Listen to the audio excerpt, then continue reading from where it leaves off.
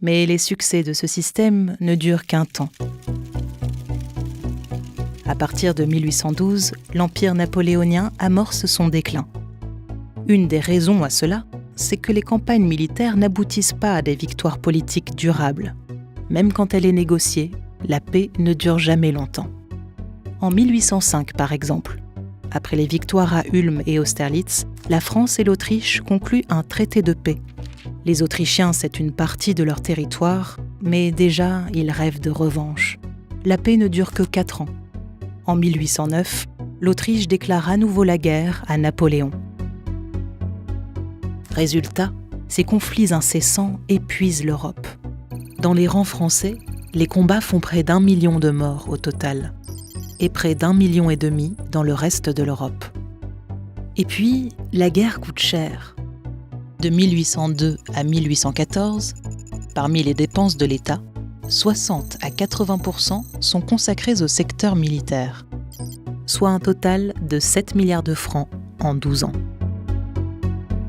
Dans cette somme, 3 milliards de francs servent directement à financer les campagnes napoléoniennes. Plus de la moitié de ces 3 milliards est assumée par l'État français. Le reste est tiré de la guerre. Des impôts plus lourds sur les Français, des réquisitions en nature ou en argent sur les territoires conquis, des troupes napoléoniennes entretenues par les États alliés qu'elles occupent, d'un bout à l'autre de l'Europe, le coût de la guerre pèse sur les populations. En plus du poids de la guerre et de l'impossibilité de la paix, s'ajoute enfin le rapprochement progressif des puissances européennes pour stopper les ambitions françaises.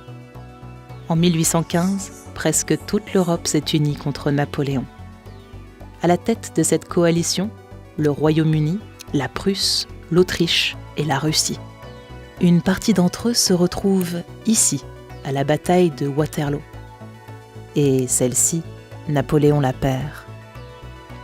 5 mois plus tard, le traité de Paris est signé. Le règne de Napoléon s'achève, son empire s'effondre. 15 ans après les premières conquêtes, la France retrouve ses dimensions du passé.